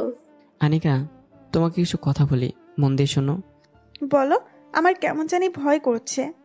দেখো, আমি আমার বাবা মায়ের পছন্দের মেয়েকে বিয়ে করছি না, তাই তারা তোমায় অনেক দোষ ধরবে, বিশেষ করে তোমার বয়স বেশি সেজন্য। কিন্তু তুমি ঘাবড়ে যাবে না, সবসময় আমি তোমার পাশে আছি। আমি আনিকার হাত ধরে বললাম, এই 2 হাত যেন কোনোভাবেই ছিন্ন না হয় মৃত্যুর আগ পর্যন্ত। আমি জানি, কিন্তু এখন আমার ভয় করছে। যদি তোমার মা বাবার আমাকে পছন্দ না করে? পছন্দ করবে। মিথ্যা কথা বললাম, জানি অনিকা কি কেউ পছন্দ করবে না, কারণ তার বয়স বেশি। মিথ্যা কথা বলে তাকে সাহস দিলাম। তাই যেন হয়। তুমি কিন্তু আমার পাশে থাকবা। ওকে, তুমি রেডি হয়ে আসো, আমি যাই। আমি আমার ডিসিশন নিয়ে রাখছি। আমি নিচে এসে এক সোফায় বসলাম বাবার সাথে। একটু পর আনিকা আসলো। আনিকা এসে সবাইকে শরবত দিল, আমাকেও দিল। বাহ, মেয়ে তো দারুণ সুন্দরী। নাম কি তোমার মা? আন্টি আনিকা। তুমি কি করো মা? আঙ্কেল, আমি ডাক্তারি করি। ভালো। আচ্ছা মা, তোমার বয়স কত? আমি মনে মনে ভাবছি, এই খাইছে। 26 বছর? মেয়ের বয়স 26। মা বাবা দুজনের মুখের হাসি উড়ে গেল, তাদের মুখে ঘৃণা যেন ছড়িয়ে পড়ল। আমার দিকে রাগী লোক নিয়ে তাকালো মা বাবা দুজনেই। মা বলল, ভালো, কিন্তু ঈশানের বয়স তো মাত্র 23। এখন তো এরকম হয়েই থাকে। না, এরকম বয়স্ক মেয়ের সাথে আমার ছেলের বিয়ে দেব না। ঈশানের তো মেয়েকে পছন্দ। তো কি হয়েছে, এ বিয়ে হবে না? ঈশানের মা, চলো। ঈশানের সাথে আমার কথা আছে, ঈশান দেখে যা। আমি মার সাথে একটু দূরে আসি। আসলে মা বলল, তুই কি পাগল হয়ে গেছস? পাগল হব কেন? আমার তাকে পছন্দ হয়েছে। এরকম বয়স্ক মেয়েকে কেউ পছন্দ করে? কেউ না করলেও আমি করি। এখন বিয়ের তারিখ ঠিক করো। আমি তোর বাপের উপর দিয়ে যেতে পারবো না। দেখ তোর বাপে কি বলে। তোর জন্য আমরা কি সুন্দরী মেয়ে পছন্দ করছি, আর তুই কিনা বয়স্ক বুইড়া মেয়েকে পছন্দ করছস? ছি ছি। হ্যাঁ, আমি করছি। এখন বাবাকে বলো বিয়ের তারিখ ঠিক করতে। দেখ তোর বাপে কি কয়, আমি কিছু জানি না। এসে দিকে বাবা উঠে চলে গেছে। আমি বুঝতে পারলাম আনিকা কান্না করছে। আমি আর মা বাইরে গিয়ে দেখি বাবা রেগে বসে আছে। আমি আর কিছু বললাম না। সুবর্ণা এতক্ষণ আসলো শারমিনের কাছ থেকে। বুঝলাম তাদের দুজনের বন্ধুত্ব হয়ে গেছে। সুবর্ণা বাবার মুখ দেখে আর কিছুই বলেনি, চুপচাপ গাড়িতে গিয়ে বসে। কোনো কথা না বলে তারা চলে যায়। আমি বাসায় চলে আসি। কি করব বুঝতে পারছি না। কোনো মতে রাতটা কাটালাম। সকালে মার কাছে ফোন দিলাম। বাবা কিছু বলেছে? না, তোর সাথে কোনোভাবেই এই মেয়ের বিয়ে দিব না। সমাজের লোকেরা কি বলবে? মা, আমি এখন বাচ্চা না। সমাজের মানুষ কি বলবে না বলবে সেটা নিয়ে আমি কি করব? বাবা কি পাশে আছে? আছে। লাউড স্পিকার দাও। দিচ্ছি, বল। বাবার যদি মন চায় ছেলের বউকে বরণ করে ঘরে তুলতে, তাহলে আমি এখন নাম্বার দিচ্ছি। এখনই ফোন করে বিয়ের তারিখ ঠিক করতে বলো। আর যদি না করে, তাহলে বিয়ে করে বাড়িতে আসলে কিছু যেন না বলতে পারে। আমি আবার আধ ঘন্টা পরে ফোন দিলাম মার কাছে। বাবা বলেছে, না, তুই যদি এই মেয়েকে বাড়িতে নিয়ে আসিস তাহলে তোকে মেরে হাত পা ভেঙে ফেলবে। ওকে, দেখা যাবে। এই বলে আমি ফোন রেখে দিলাম। আমি আমার সিদ্ধান্ত নিলাম আগামী সপ্তাহে আমরা বিয়ে করব। ভাবলাম আনিকাকে বাড়িতে নিয়ে গেলে কেউ দেখতে পারবে না, মা বাবা দেখতে পারবে না, পাড়া প্রতিবেশীরাও তেরা কথা বলবে। আনিকাকে সেখানে নিয়ে গেলে শুধু কাঁদবে। তাই আমি ঠিক করলাম যে বাসায় থেকে সে বাসার উপরতলা ভাড়া নেব, যে টাকা আছে সেখান থেকে ফার্নিচার কিনবো, কোনো আয়োজন না করে বিয়ে করে ফেলবো। এটা আমার পরিকল্পনা। আমি চলে গেলাম আনিকার বাড়িতে। আমি আনিকার রুমে গেলাম। গিয়ে দেখে বেচারি কেঁদে কেঁদেই শেষ। আমি আসলে সাথে সাথে সে আমাকে জড়িয়ে ধরে বলে, তুমি আসছো? আমি তো ভাবছিলাম তুমিও চলে গেছো। তোমাকে ছাড়া আমি যেতে পারি? এখন কি করবা? আমার মাথায় একটা পরিকল্পনা আছে। কি? আমি আনিকাকে আমার পরিকল্পনার কথা বললাম। আনিকার মুখ উজ্জ্বল হয়ে যায়। চলো বাসা দেখবে। আনিকা রেডি হয়ে আমার সাথে বাসায় এসে বাসা দেখে। আনিকার পছন্দ হয়েছে। এখন আমি আস্তে আস্তে ফার্নিচার ওঠাতে থাকি। মোটামুটি একটা সংসারে যা লাগে সব উঠালাম। এমনিভাবে এক সপ্তাহ চলে গেল। দিনটা ছিল শুক্রবার। আমি এরকম আগে থেকে সাজিয়ে রাখি। আমি আর ফাহিম দুপুরের পরে তাদের বাড়িতে যাই। গিয়ে ভালোভাবে আমাদের বিয়ে সম্পন্ন হয়। আনিকের মা বাবা দুজনেরই কৃতজ্ঞতায় মাথা নুয়ে পড়ে আমার প্রতি। তারা বলে তারা জীবনে আমার মতো ছেলে দেখেনি। ফাহিমকে সাক্ষী রেখেছি। আনিকাকে শাড়ি অবস্থায় আরও বেশি অপরূপ দেখায়। আমি আজ রাতে তার সেই রূপের ভেতর হারিয়ে যাব। আমি আনিকে কিনে বাসায় আসি। ফাহিম সুন্দর করে আমার বাসর ঘর সাজায়। যেহেতু আমার শরীরের উপর দিয়ে আজ অনেক দখল গেছে, তাই আমার পুরনো রোগ মাথা ব্যথা করতেছে। আনিকা বাসর ঘরে গিয়ে বসে আছে। ফাহিম আমাকে ঠেলে ঘরে পাঠিয়ে দেয়। আমি ঘরে ঢুকে দরজা লাগিয়ে দিলাম। আনিকা ঘোমটা দিয়ে বসে আছে। আমি গিয়ে ঘোমটা উঠালাম। আমি বালিশটা মাথার নিচে দিয়ে শুয়ে রইলাম। আনিকাকে বললাম, আনিকা, মাথাটা একটু হাতিয়ে দাও তো। মাথা ব্যথা করছে? আনিকা আমার মাথা হাতিয়ে দিচ্ছে। আমার যে কি ভালো লাগছে। আমি ভাবছি আমি ব্যর্থ। সারাটা জীবন যে ফ্যামিলির জন্য আমার সবটা দিয়ে দিলাম, সেই ফ্যামিলি কিনা নিজের পছন্দের মেয়েকে বিয়ে করেছে বলে আমাকে আলাদা করে দিল। হায়রে কপাল। কিন্তু আনিকার মধ্যে একটা বউ পেয়ে নিজেকে সার্থক মনে হচ্ছে। আনিকা মাথা হাতিয়ে দেওয়ায় আমার অনেক ভালো লাগছে। এভাবে মাথা হাতিয়ে দিলে না ঘুমিয়ে থাকা যায়। ঘুমিয়ে গেলাম। একেবারে সকালে পুরপুরে মেজাজ নিয়ে ঘুম থেকে উঠলাম। আনিকা রুম ঝাড়ু দিচ্ছে। মুখের দিকে তাকিয়ে বুঝতে পারলাম মুখে তার অতৃপ্তির হাসি। আমি আনিকাকে পেছন থেকে জোরে ধরে গাড়ি কিস করতে থাকি। আনিকা উপভোগ করতে থাকে। আমি গাড়ি কিস করতে করতে ঠোঁটে গেলাম। এবার দুজনকে লিপ কিস করতে করতে আনিকা আমাকে বিছানায় ফেলে দিল। তারপর কি হয়েছে সেটা তো বুঝতেই পারছেন। এভাবে ভালোই চলছিল আমাদের সংসার। মাঝে মাঝে ঝগড়া হতো, কিন্তু দিন শেষে আমরা দুজনই একসাথে একই বিছানায়। আমাদের টাকা নিয়ে কোনো সমস্যা হয়নি। 1 মাসের মধ্যেই আনিকা পুরো ফ্ল্যাট ফার্নিচার দিয়ে ভরিয়ে ফেলে, কারণ সংসারটা তার। আনিকা ডাক্তারি করে সংসার চালাতো। অনেকদিন পর আমি প্রাইভেট কোচিং করেই বাড়িতে টাকা পাঠাই। যাই হোক, তারা আমার মা বাবা। ঠিকই তার কিছুদিন পর আমার একটা চাকরি হয়। তখন আনিকা প্রেগনেন্ট, আমাদের একটা মেয়েও হয়। তখন বাড়ি থেকে সবাই দেখতে আসে এবং আনিকার কাছে ক্ষমাও চায়।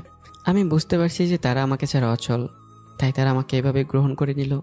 তারপর আর কি, এভাবেই আমাদের সুন্দর সংসার চলতে থাকলো। তো আপনারা আমাদের জন্য দোয়া করবেন, এভাবেই যেন আমরা সুখে শান্তিতে থাকতে পারি। আর হ্যাঁ, সিনিয়র জুনিয়র আপনারাও চালিয়ে যান, যদি ভাগ্যে থাকে হয়ে যাবে। তো গল্পটা কেমন হয়েছে অবশ্যই কমেন্ট করে জানাবেন। নতুন গল্পের জন্য অপেক্ষা থাকবেন। ভালো থাকবেন, সুস্থ থাকবেন। আল্লাহ হাফেজ।